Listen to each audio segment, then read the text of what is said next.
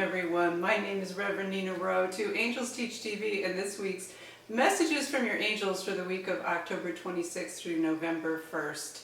And as I'm sure you can guess by now, we are celebrating Halloween. Aren't we, Jude? Yes, we are. And Judy came over this afternoon to help me with this video with, of course, all kinds of lights and fun costumes and things to play with. So thank you, Judy. You're welcome. My pleasure.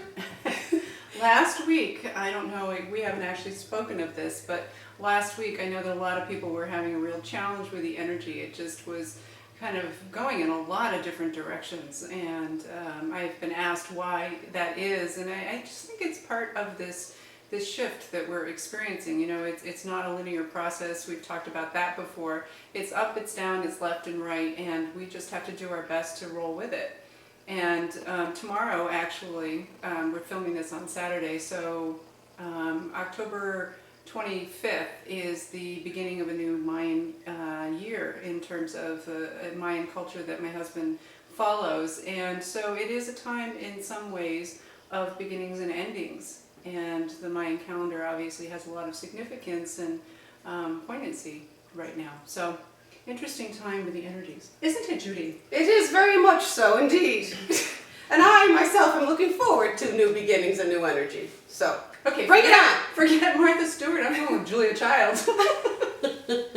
I was in Ireland traveling last week, and I don't think she's Irish. No, I think it's She's English from, British. Actually, no, she's from the U.S. You didn't see Julie and Julia. She's from the U.S. She Well, lived. where does she get the accent? Well, she lived in England. Oh, okay. But that makes sense. I think she spoke that way before she moved there. Yeah. Anyway, So I'm not sure that it goes, calling me Julia Childs or Martha Stewart really goes with the look that I was aiming for. So hopefully the viewers will have a different view and I'll be very scary to them. I'm going to repick it. Okay. So we'll just call you then Wicked Witch of the West, why don't we? East, north, and south. Okay. Anybody got a bucket of water? Ooh, that was cruel. Friends like you don't need enemies. I got my angel friends. All right, so the first card this week is the Angel of Guidance. And the Angel of Guidance, I think we're both going to pick a card. All right. So here we go, the Angel of Guidance. The first thing actually that I'm noticing about this card is the color. And there's a real predominance of pink, red, and what's screaming to me is rooting and grounding. And I'm actually hearing in my head with my clairaudient sense tubers, and tubers are a kind of root that goes deep into the ground.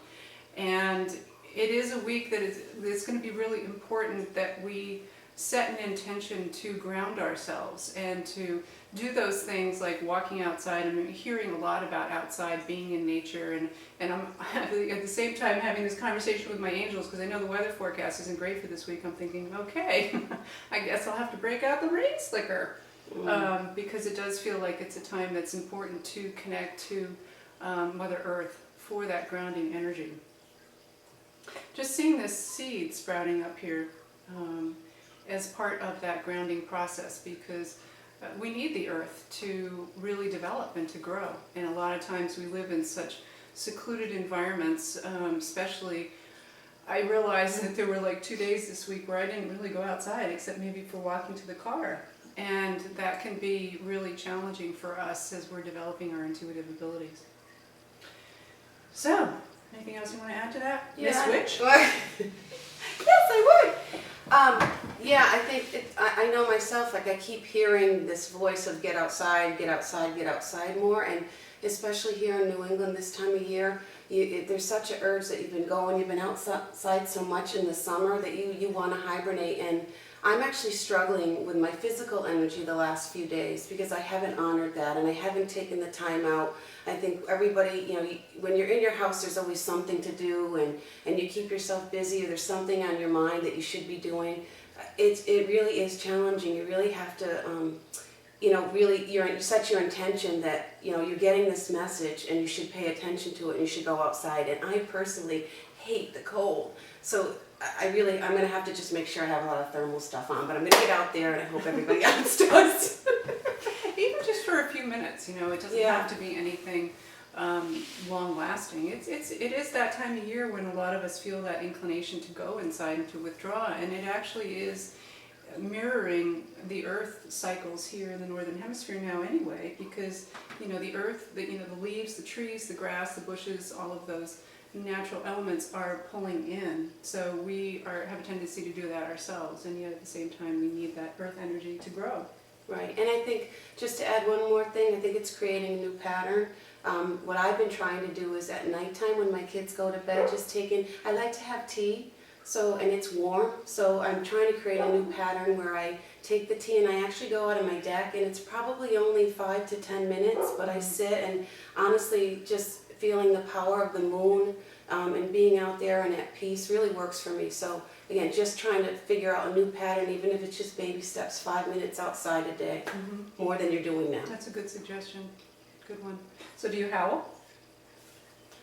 Maybe, when it's a full moon. It has been full moon. Yes, it has. All right, why don't you pick us a card? All right. Been waiting to say this out. I had something planned, so here it feels like it's fitting in. Which card will it be? Oh, that was good. Thank you very much. Okay. This, I got the Angel of Union. I love this card. So it's really hard for me, I gotta be honest, and I know this is probably one of the reasons I picked this card, because I want it to mean a certain thing, because I'm searching for my soulmate. And so whenever I pick this card, my ego would like it to mean that here he is attached to me all of a sudden, and he's coming soon. So this is good for everybody. It's a learning lesson. It most likely doesn't mean that, and I'm a little clouded because of it, so I'm not sure I can read it for the group. Well, what I'm seeing is a lot of the same energy of sprouting out, and what was one becomes two, and yet they're still attached. You see that these two beautiful angels who are connected are sprouting up. They almost look like a tree, especially with the leaves coming up the side. I have the imagery of a tree here, and it is about that unification. I think it's also an emphasis on the message we were talking about with grounding and the need for grounding. I'm sorry, I don't think it's about your soulmate. I know, and that's why I decided to take a back seat to the reading. But see, you know, that's all about awareness, and it's a great lesson for everybody, because it's with awareness that you have that predisposition to go for that answer, and you have this beautiful awareness of, you know what, I think I may be a little biased here. Let me back up and see what else somebody else might have about this card, which is what you did.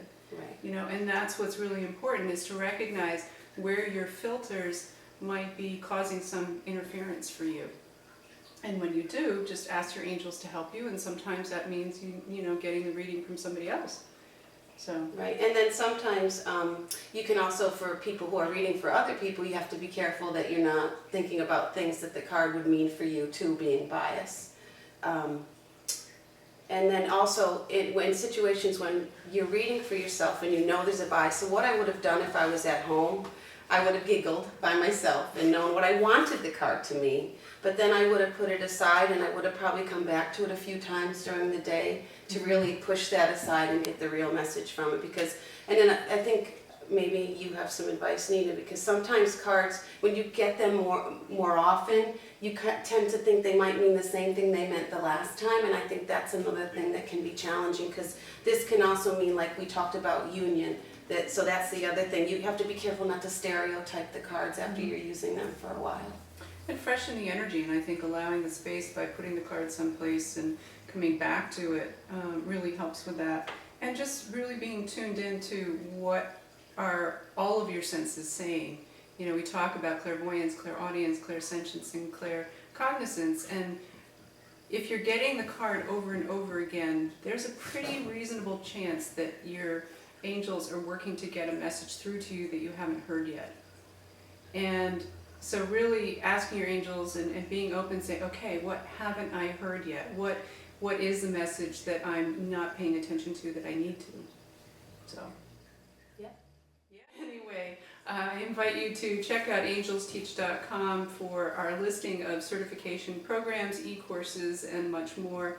And I wish you blessings of love, joy, and abundance. Again, my name is Reverend Nina Rowe, and thank you, Judy, Thanks for having me. joining us here. Always. Come on, you want to hit the button, don't you? Come on.